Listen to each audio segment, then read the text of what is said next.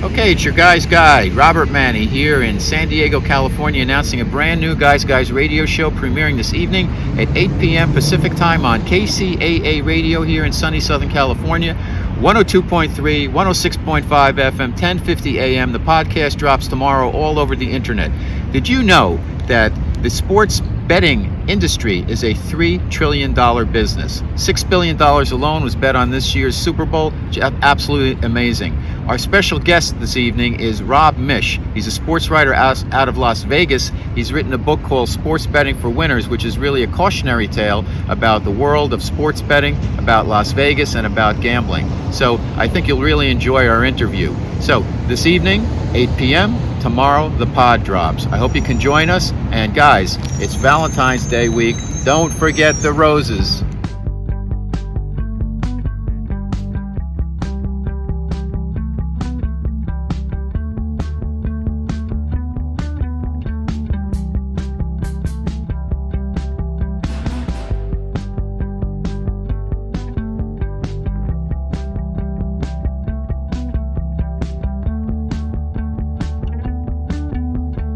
It's Guys Guy Radio. Here's your host, Robert Manni. Okay, welcome to Guys Guys Radio. This is your host, Robert Manni, welcoming you to the show where men and women can be at their best and everyone wins. Guys Guys Radio. Hey, we've got a great show for you today.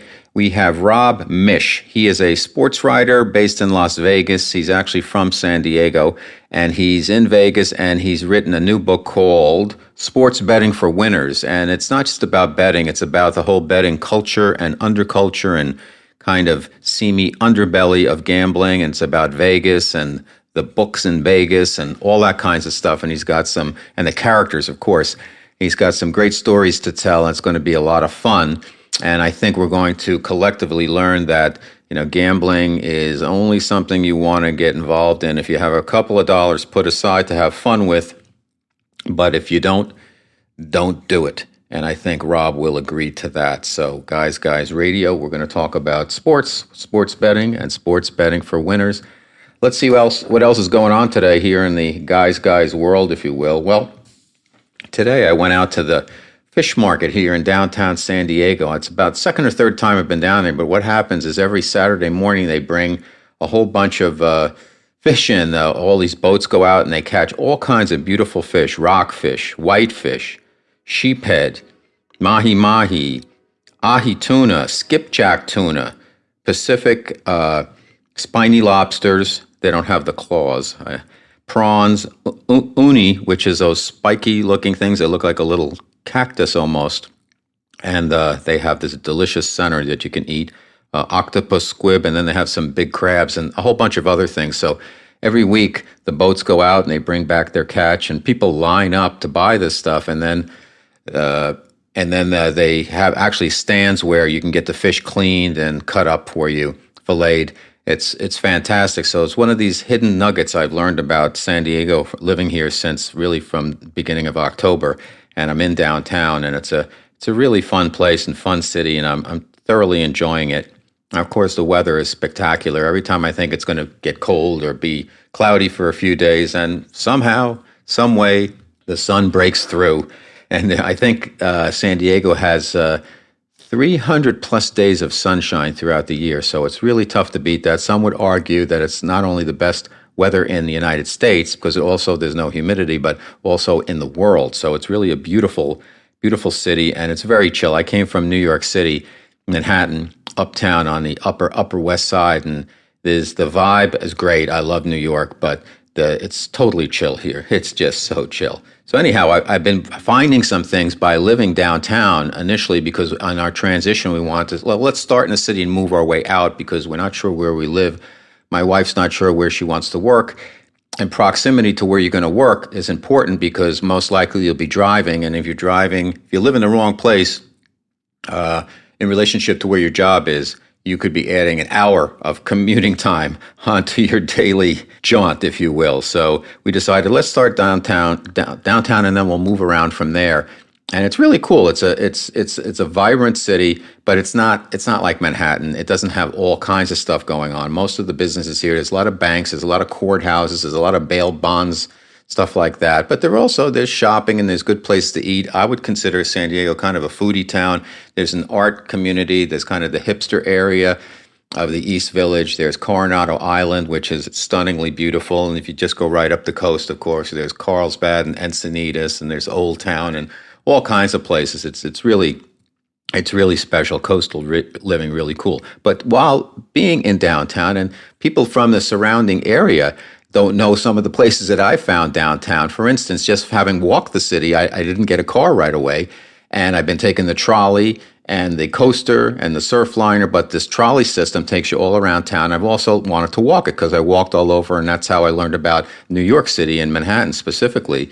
I walked everywhere for years. So I found actually in an area around B Street and 2nd Avenue, I think, 6th Avenue, excuse me, a couple of places to eat. One is, I call these my San Diego deep finds. So the first is this Cochina 35, Trente Cinco, and it's a real Mexican breakfast place. And so you get Mexican breakfast the way Mexicans do it. And they have this Cafe Ola, I believe, which I guess is Cafe Wave coffee. And it's delicious. And then you can get your huevos rancheros, and they do it kind of authentic Mexican style. And they have a whole bunch of other breakfast dishes. And one is a chalcuente, I think it's called, chaluta. And it's a pork-based dish that's for breakfast. And I don't eat meat, so I didn't try it, but everybody was ordering that. It looked pretty good. There's also a place, one of the taco stands that's in the same area. And taco stand, there's about 3 or 4 of them down in the San Diego area, and they're fantastic. I think they have, so far, for me at least, the best tacos. And you can get like a shrimp Cameron burrito, which it's not stuffed. It's got a whole bunch of shrimp in there. It must be like 8 shrimp. And then there's cabbage inside instead of rice and beans. So it's not real heavy. Very tasty, very flavorful. And they make it right there, and it's super casual. And people line up to get their lunches there. So that's also in the same area around 6th Avenue and Avenue B. And there's also another place that has fresh donuts called the Donut Bar. And people tee up and they eat out. They buy all the donuts, and then the place shuts down. Then they open up again, usually at 5 p.m. with more fresh donuts. So anyhow, a couple of deep finds in San Diego. So here we go. Guys Radio. My special guest will be coming out, Rob Miech.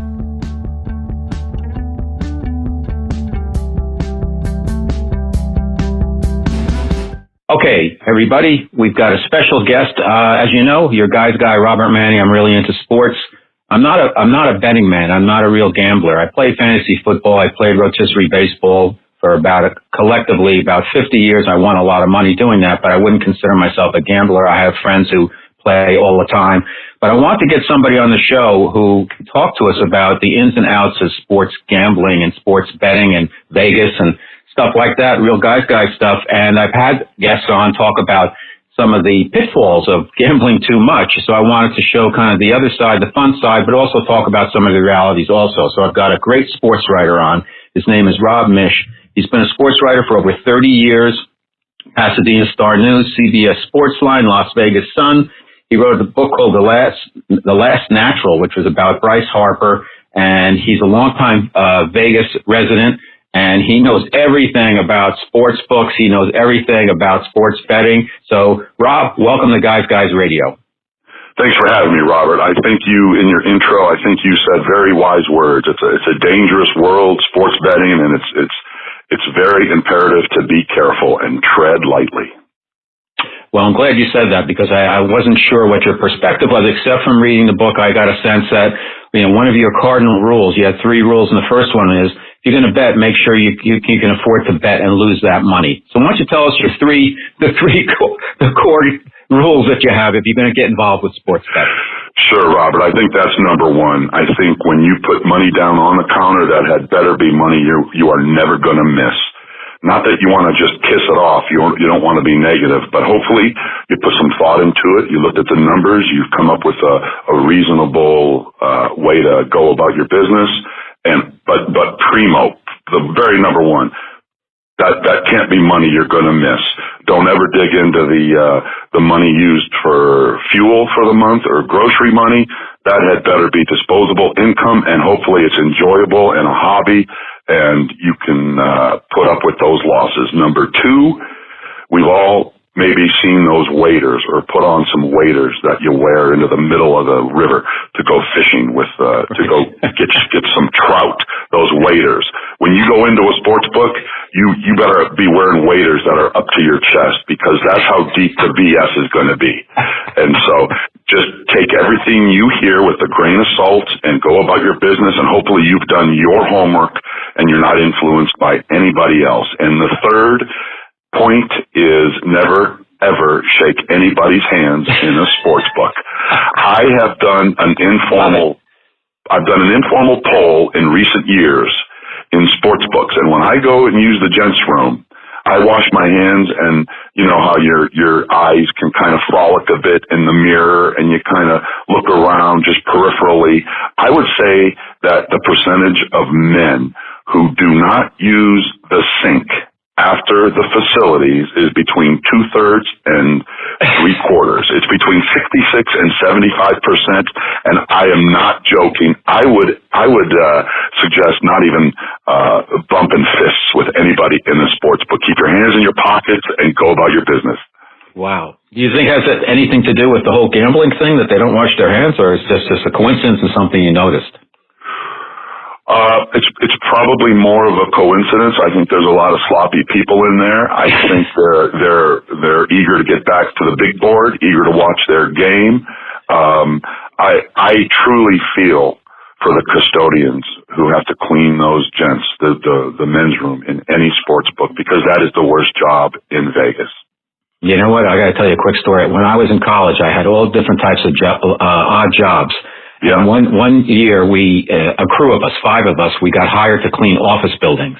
And this was back in the days where you could smoke in the office. So we went around, they'd be the vacuum cleaner guy, the ashtray, and the garbage can guy, and then the bathroom guy. Right. Believe it or not, the bathroom job was the easiest when you did the men's. I hate to say it, but the women's bathrooms were a disaster. It was mayhem in there, and it's just hilarious. And maybe coincidence, whatever, but I was shocked, because I always thought, like, oh, they'd just be neat little rooms and all that. No way. They rock, just like the big boys. Yeah, and of course, I've never been into the women's room except for one very early morning when I was at the roulette wheel with friends, and I accidentally walked in the wrong restroom. But I have seen some things in some men's rooms that I would never repeat on a family-oriented show like yours. It's just beyond disgusting what people do. Yeah. I know, I've been there, believe me. Some really eye-opener. So anyhow, let's get back to your story. What was your inspiration to write this book? It's a terrific book. It's got a lot of tips. It's got some history. It's got some really quirky, interesting characters. You did a lot, and I know you were on a short deadline for it. What inspired you, and how'd you get this done? Well, I was very fortunate. In a nutshell, it found me. It came to me through a series of very key people. So I am grateful for knowing some smart people.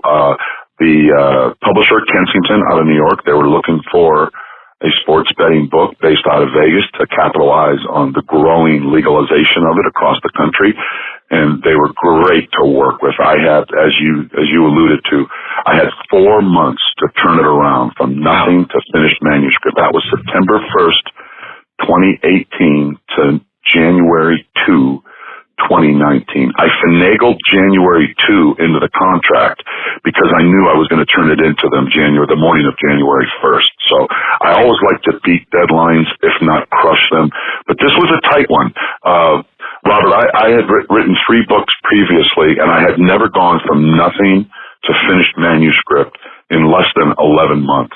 So I was fortunate that I knew some. That's fast. Pardon me? Like, if you can do a draft in 6 months, you're really ahead of the game. Absolutely. The editing takes so much time.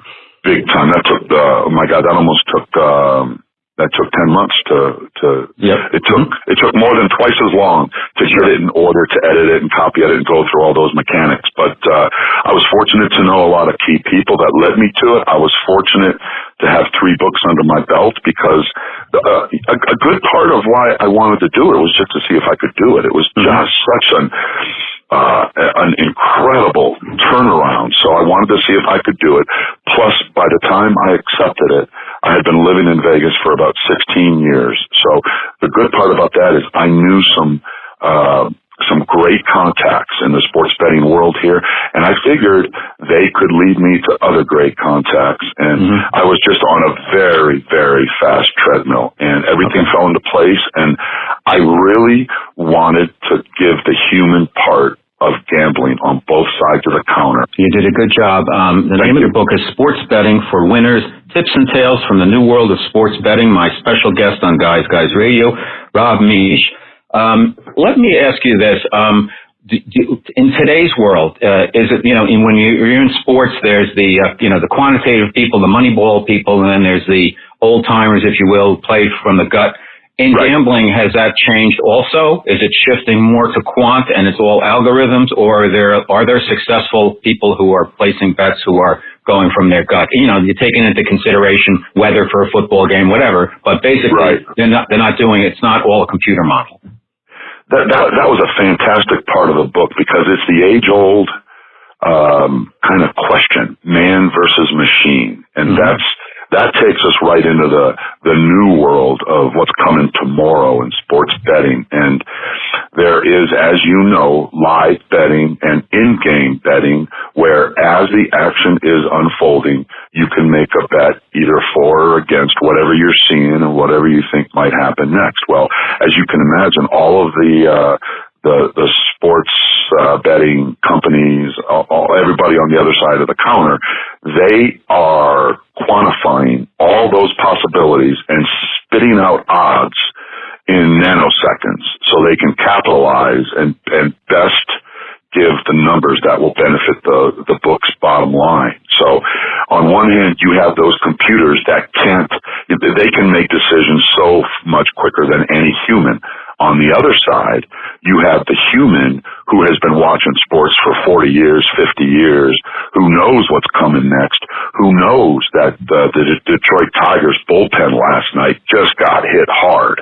And if tonight's starter for Detroit only lasts 2 innings, well, there's going to be some issues with Detroit's pitching because they don't have a bullpen to speak of. For the most part, the American books are juggling between the computers and the gut feelings and the experiences of their veteran book associates. Okay, let's take a couple of steps back. Just from your broad perspective, Rob, tell us a little bit about betting on placing wagers on the different sports, whether it be football, NBA, boxing, MMA, the horses, tennis, NASCAR, the Oscars, whatever. Well, yeah, we got to start right in with the Super Bowl, the marquee game of the granddaddy of them all. NFL just drives the sports books in America like you can't believe. It is the King Kong of sports betting in America because that's what the public just thrives on. And we could really get into some details, but as far as the Nevada books are concerned, the Nevada books did very, very, very well in the Super Bowl. That's 2 weeks of a carnival of prop bets and everything you can imagine. The Westgate turned out a 33-page booklet of prop bets you could make. Now, there's a reason they do that. The house is not in it to support the public. The house is in it to support its bottom line, and it appears that very safely the Nevada books, for the 28th time in the past 30 years, is going to come out in the black regarding its Super Bowl betting. So the book just dominates the public when it comes to the Super Bowl and the NFL in large. It's 4 months of just a windfall for the books, largely. And now, when you say, Rob, prop betting, I'm sorry to interrupt, but for our audience who may not know all of the ins and outs, what is that? What does that mean? Yeah. Basically, you could have bet the Super Bowl. It was roughly about Kansas City minus a point and a half. And the total was about 54 and a half over the course of the last week or 10 days.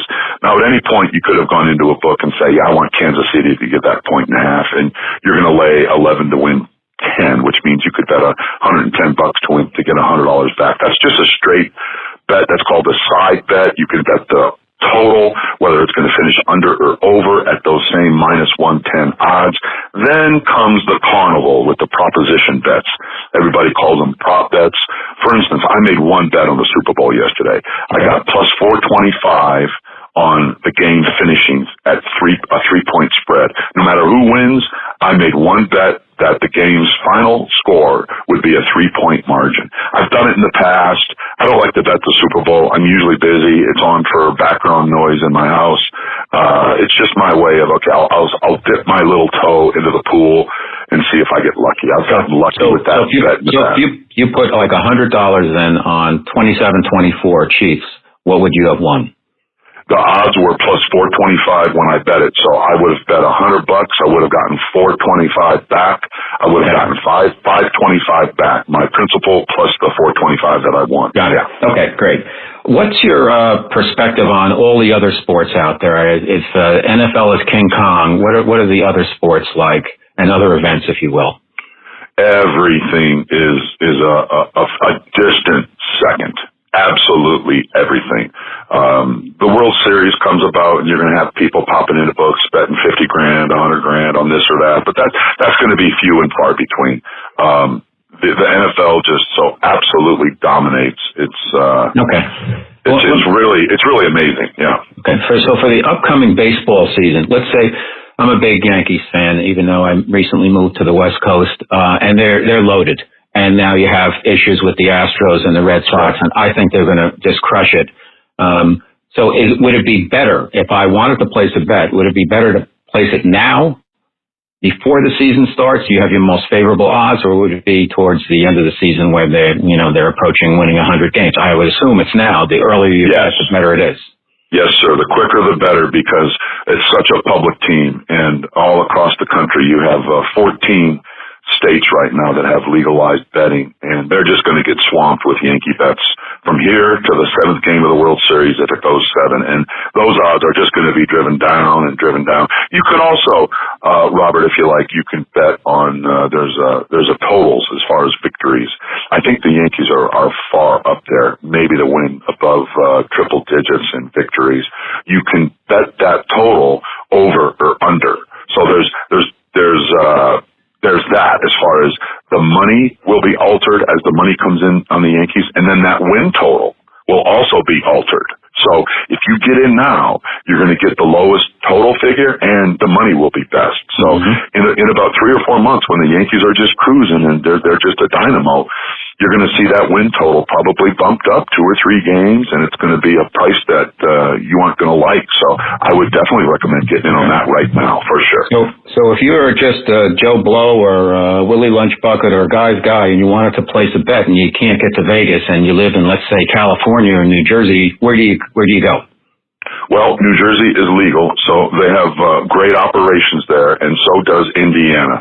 I bring up those 2 states because, to the best of my knowledge, officials and politicos from those 2 states are the only ones that have visited Vegas to go behind the curtains to see how it works, to actually see how well Nevada polices itself. That's a key component to this whole thing.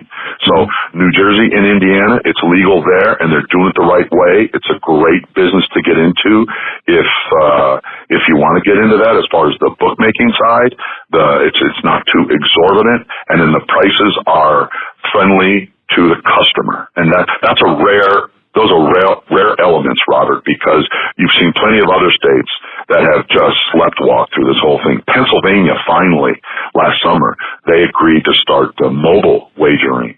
80% plus of New Jersey's wagers come over the apps, come over the phones. And Pennsylvania was just snoozing on that. But Pennsylvania, finally, last summer, they agreed to that. They gave it the green light, and now they have money just... They can't count the money fast enough, and it's a good deal for the customers also. If you are in California, the 18 tribes are trying to get nearly 1 million signatures to get it on the ballot this next fall. And then it's only going to be a brick and mortar operation like New York, which is just why even get into it at that point, because it's just, at that point, a big reason why this this business is being legalized is to bring it out of the shadows, above board, so that the state can make some money, it can pad its budget deficits, and customers can maybe have a chance to win a little, and it'll go to maybe other areas like education. When you have a state like California that's going to maybe closely mirror New York, if it even gets adopted, you're talking about only brick and mortar shops. You have to physically go in to the tribal casino to make a bet. And a big reason why this is being legalized is to kind of try to get the black market out of business. Well, when you do a situation like that, like New York is doing, you're doing nothing to get rid of the offshores or Uncle Nate around the corner who has a little office behind the warehouse. The illegal books are going nowhere because they're still going to have, there's going to be supply and demand, and the supply is going to be there. And the networking for the bookies in LA is extravagant. It's so efficient.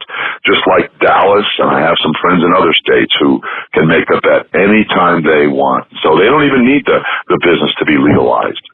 So it's kind of a seesaw there. The states have woeful budget deficits. They want to make it up. They see billions, but they don't understand the business. It's a very narrow margin of profit. It's millions and just a few million. And if you start cutting into that, then you're cutting into the business and you're making it very not worthwhile at all to get into if you're a company that wants to get into making a book. So there's a lot of tentacles to this, and it's very complex, and I hope I didn't go off on too much of a tangent. No, that's good. Okay, so our special guest on Guys Radio, Rob Miech. The book is Sports Betting for Winners, Tips and Tales from the New World of Sports Betting.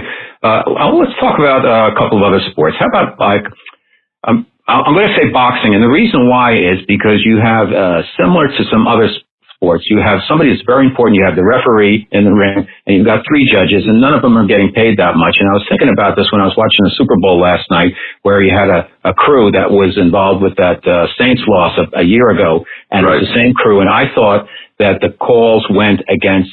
I thought Kansas City deserved to win, but I thought the calls went against San Francisco. Now, who knows? Whatever. But what's your perspective on something like boxing, where it seems like pretty easy to manipulate, as well as the roles and the underbelly of working on the refs and the judges and that type of thing? Say what you can say. Right, Robert.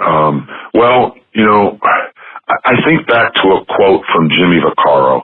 He is an institution in Las Vegas. He's now an odds maker at the South Point, and he's been in town for 50 years. And he goes back to Pittsburgh with the cradle of bookies, where so many bookies in Vegas come from. There's just a nook in the Pittsburgh area that is just so into sports gambling, and it has really fed Vegas with some really smart people. Jimmy Vaccaro told me for the book, he goes, when you're dealing with human beings, you can never, ever know. You can never think you know what's going to go on, because it involves humans and it involves money.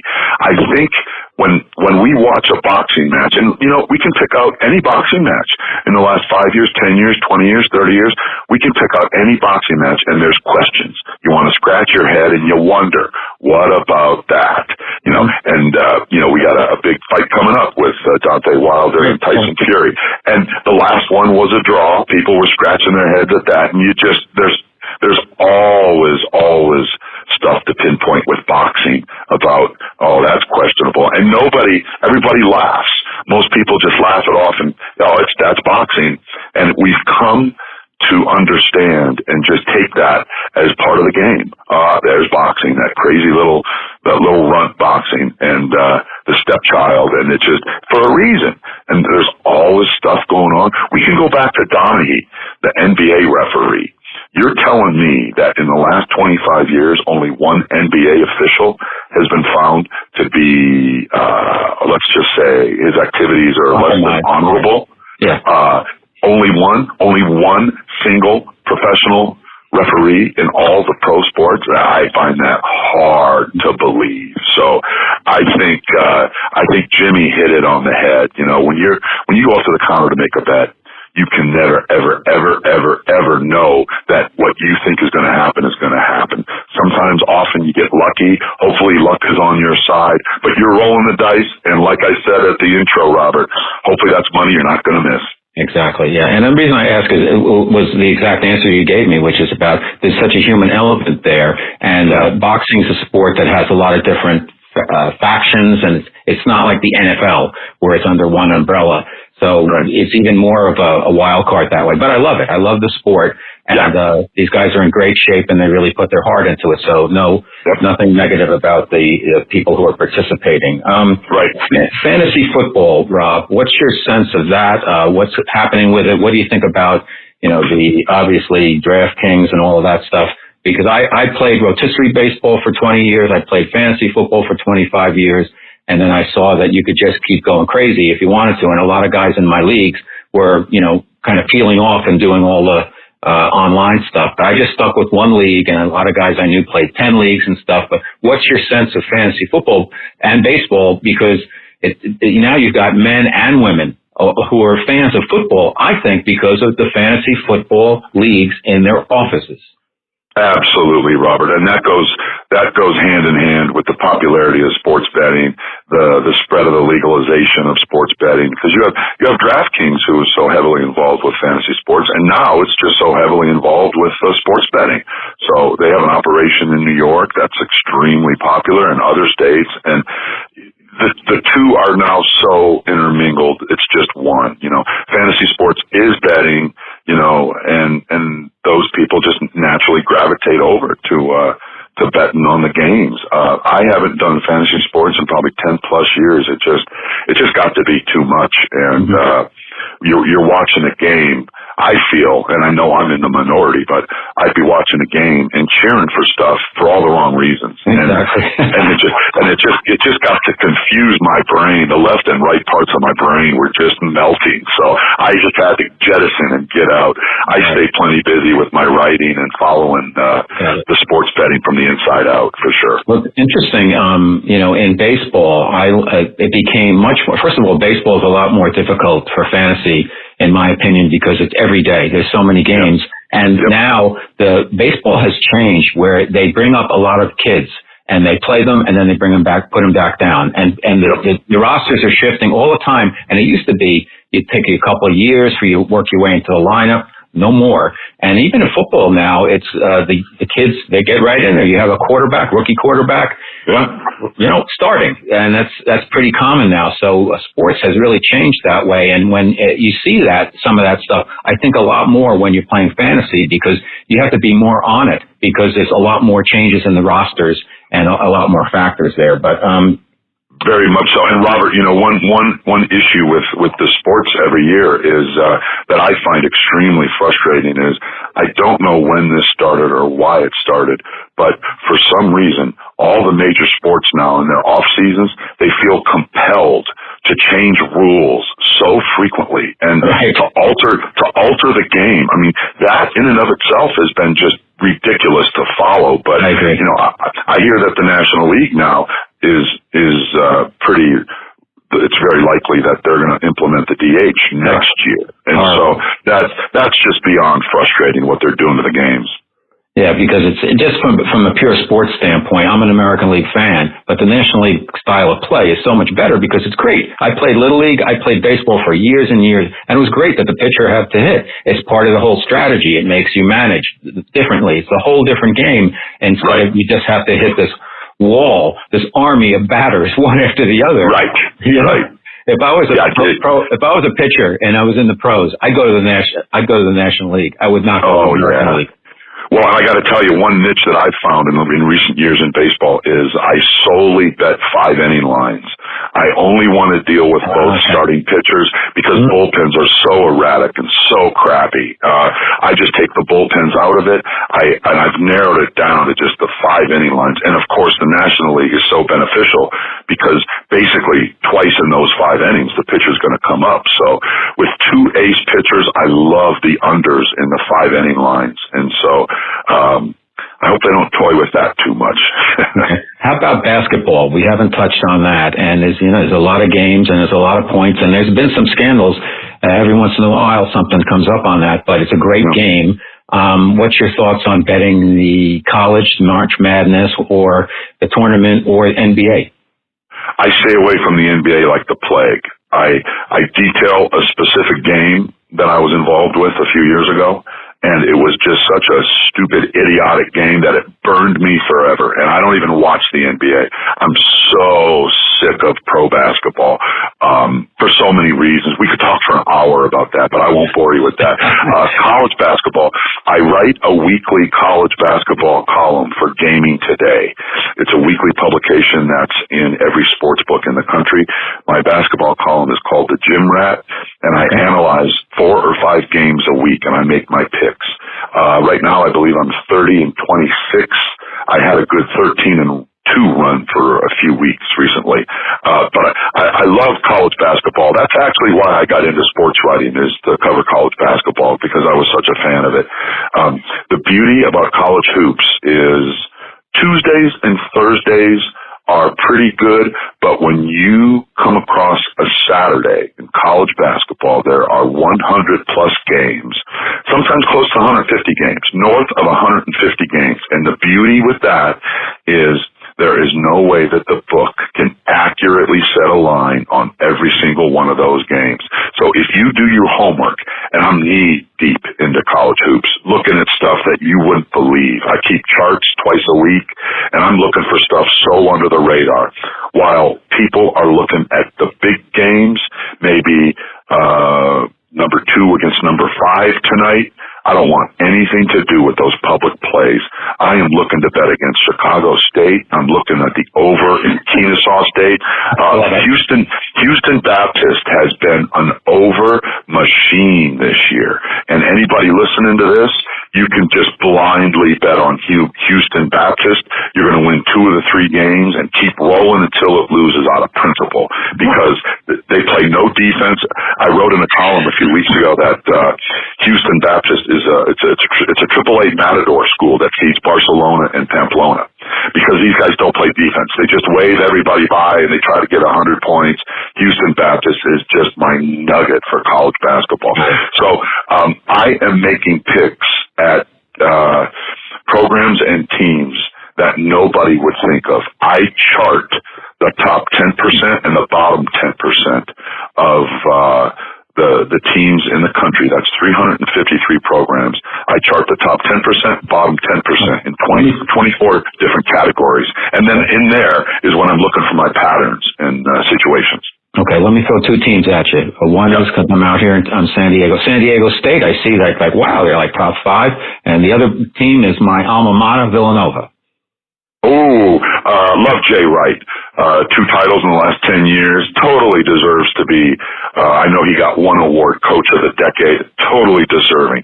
Such a class act. He's such a great coach. Yeah. And you just happen to be talking to an Aztec. I graduated from San Diego State in 1987. Oh, okay. So, I've gone through their ups and downs, and this is a fantastic season for sure. They deserve to be number 4 in the country. They're number 1 in the NET rankings. That is what the NCAA selection committee will highly value when they make their brackets come on selection Sunday.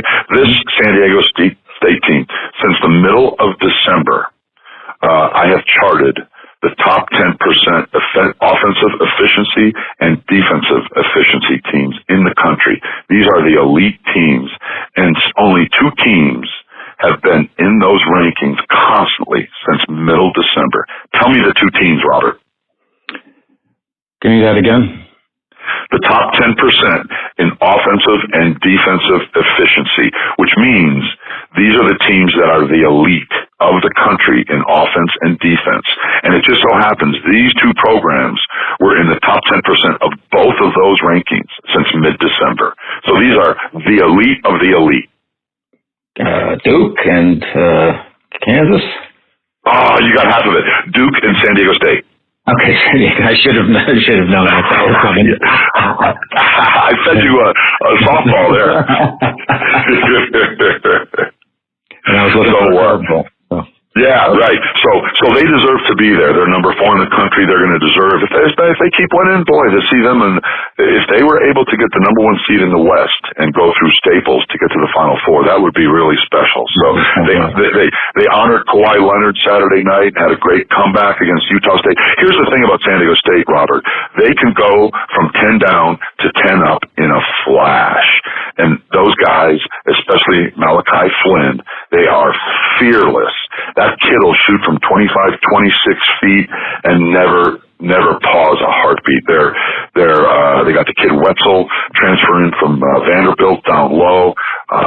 They're fun to watch. And if you don't know about them, then you better pay attention because there's going to be a chance to make some money on those aspects. We've got a few more questions. It's our special guest, Rob Miech, and you're doing a great job, Rob. Sports Betting for Winners is the book, Tips and Tales from the New World of Sports Betting, and you really got a handle on it. How about the election? When did they start placing bets for that? Not legal in this country. Really? Okay. No, it is legal, obviously, in places in Europe and especially England.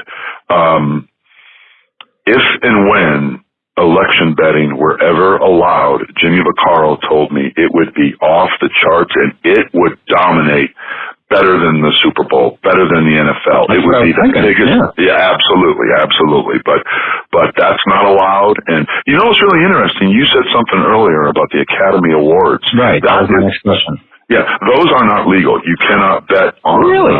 In Nevada, you cannot bet on the Academy Awards because it is not something that you can watch play out live on TV in reality. It's predetermined. Some people, at least some people, know what's in those envelopes, and so that makes it illegal because obviously, like we were talking about, you know how humans and they like to capitalize on information. So, but Robert, here's what's very interesting. Indiana, just 10 days ago, they made it legal to bet on the Academy Awards. So you never have been able to do that in Nevada, but Indiana, like I said, them in New Jersey, they're kind of they're at the end of the curve. They're setting precedent, and that's one way they're doing it. So good for them. Okay. Any movies that you like that you find are accurate with having done your research that are about gambling, if you will, the bigger picture beyond sports, just overall? There was one with James Caan, and I mentioned it in the book, and I don't remember what the name is, but he goes on kind of a bender. He's a sort of an associate professor at some college in New York, and he thinks he's got this gambling thing wired, and he takes his girl, Lauren Hutton, I believe, and he takes her to Vegas, and it's accurate in the fact that luck always goes against him. He is not a lucky guy, and it's a sad movie too, because he ends up paying more attention to the gambling and the odds and the point spreads and the Lakers. Are the Lakers going to cover against Utah tonight? He spends way too much time on that and not his girlfriend, which is the gorgeous Lauren Hutton. So it's there's a few felonies in that movie, and that's one of them. But it's accurate because it's a difficult place to make money, and it is dangerous, and it can be very dark. I'm glad we've talked about this because I always like to, when I talk about the book, I always want to talk about the danger. That there's not a lot of glamour in this world. It's very antisocial, and you can get yourself in a whole lot of trouble. So I just can't stress enough how you just have to be careful. Now, do you personally, if you don't mind my asking, do you gamble? I had that one little bet, the little carnival bet on the Super Bowl yesterday. That's nothing. It was just for kind of bleeps and giggles. I will partake in some college basketball when I see that I have overwhelming odds in my favor. The professionals they shun this, but I will take 2 or 3 college basketball games that I I don't love them. I don't enjoy them. I don't like them, but the numbers are barking at me, and the numbers tell me that it's overwhelmingly going to go this way. What I will do is I will take those few games and I will tease them 6 points in my favor because I need all the help I can get. I know I talked about how on 150 games on a given Saturday, they can't be right on all all of those games with the numbers, but I want to think that they are right on a lot of them. And so even though I might like certain numbers in my favor, I want 6 more points in my favor. So I'll do a couple 2-team parlays with 6 points at each game in my favor. The return odds are not as good as they would be if I didn't tease those points, but I operate under the assumption that I want to give that ticket back for money. I might not be getting the best odds. I could probably do it another way and get better odds, but that's not the point. My point is I want to take that ticket and I want money for that ticket. And that's the way I do that, is with teasing. I just need everything I can possibly get in my favor. And it generally works out all right, but I'm not betting a lot and I'm not winning a lot. So that's kind of how I go about it. 2 more questions. One is, you wrote a book on Bryce Harper. What was your takeaway from Bryce Harper? What do you think of him as a player? Is he the best? Is he second to Mike Trout? Or how is he ranked? What was he like? I think what he did was extraordinary. The coach, for those who don't know, it's The Last Natural, and the coach, Tim Chambers, it just fit. I got laid off from the Las Vegas Sun in December 2009. 1 month later, I was on to this project. The coach let me into the dugout for games. I was on the coach for road trips. It was basically the inside story of the season that launched Bryce Harper to fame and fortune, and it's all inside stuff. And I'm pretty sure he hates me and his parents hate me because I wrote the truth, but c'est la vie. That's the way it goes. I told myself when I got into it, I'm going to write what I see, I'm going to write what I hear, and I'm not going to fudge with any of it. And so he was under a lot of pressure. He left Las Vegas High School after his sophomore year to get his GED, to hit with a wood bat in this junior college for a year so he could be drafted a year before his high school class graduated. He did that to get under some rule changes with the draft, with slotted draft picks, with less bonus money that was on the horizon. So he got his money. He got drafted number 1. It all worked out great. And here he is. He hit the lottery with a $300 million plus contract. Him and his next few generations are set for life. So they did this grand about face. They kind of skirted the rules that were in place so he could get drafted early. And that season, he just ended up leading the country with 31 home runs with a wooden bat. Nobody else in college baseball, even with metal, hit more than 30 home runs that year. He did. And so it was really cool to see this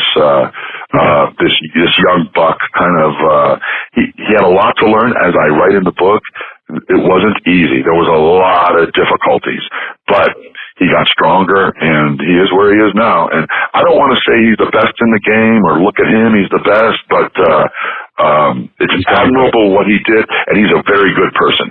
The best thing I can say about Bryce Harper is you would want to meet him, and you would not be disappointed in him as a human being. He's a great person. Okay.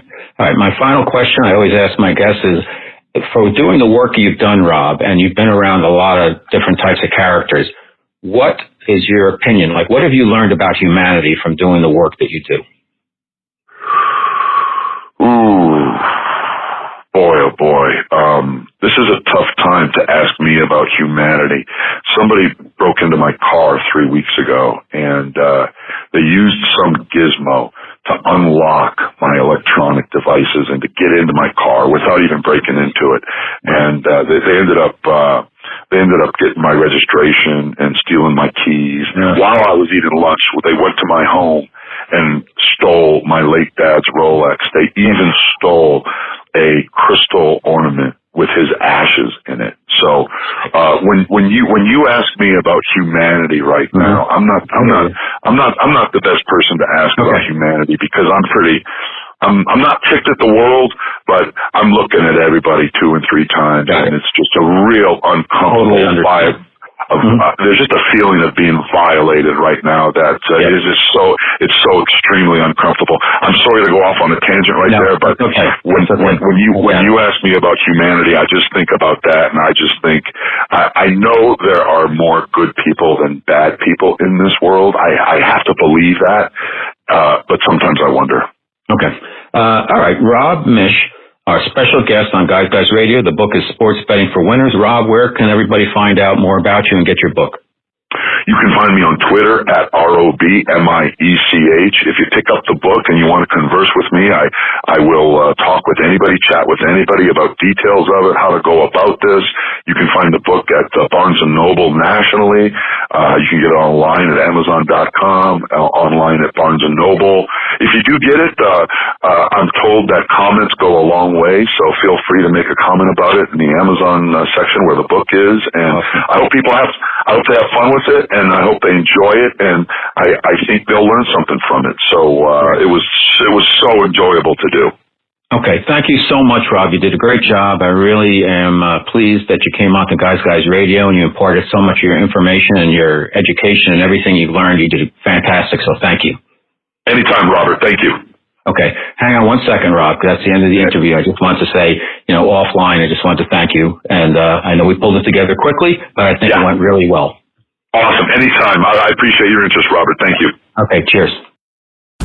Robert Manni's The Guy's Guide to Love is a fast-paced tale of flawed men and savvy women competing for love, sex, power, and money in the city where they play for keeps.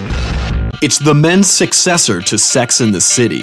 The Guy's Guide to Love is a sexy romp through the fast-moving, high-stakes world of Madison Avenue. Available now on Amazon and wherever books are sold.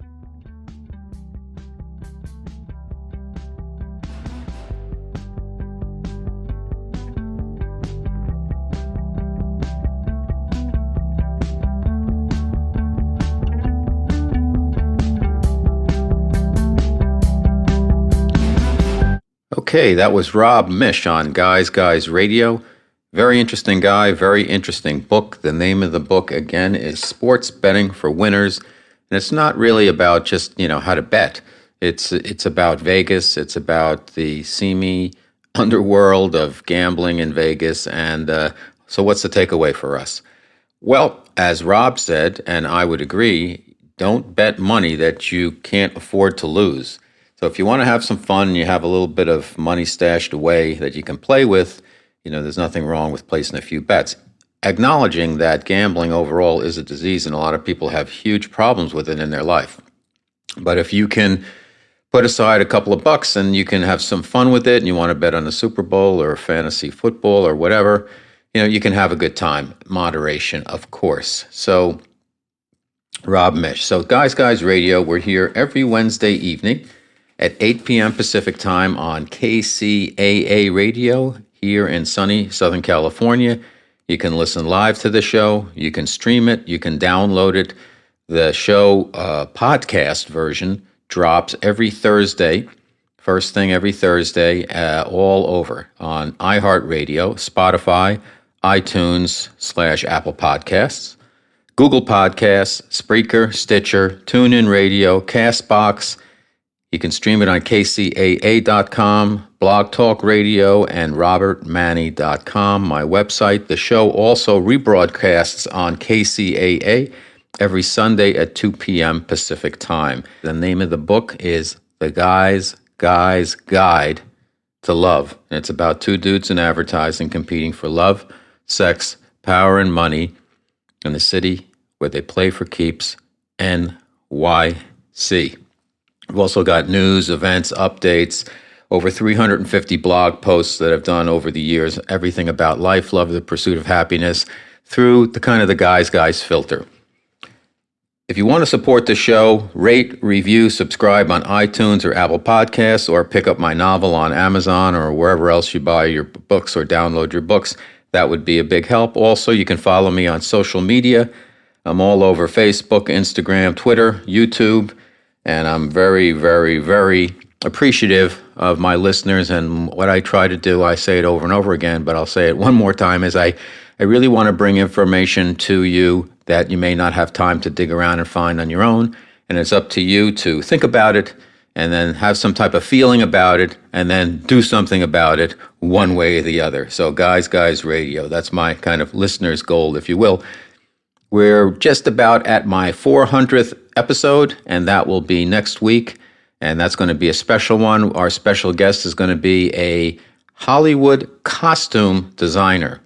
His name is Daniel Orlandi, and he actually went to high school with me, and he's an Emmy-winning costume designer. And I thought the subject of costume design and set design, all that stuff that we drink in all the time when we watch TV or films or whatever, but we don't know really too much about how it's done. And there's a lot of work that goes into it. So we're going to talk to Daniel, and then also the second half of the show, I'm going to do some riffing about what it's been like to be on this quote-unquote journey or spiritual quest on Guys Radio as we approach episode number 500. So, Guys Radio, once again, I'll be seeing you next week. I thank you for listening, and as I always like to say, guys, finish first.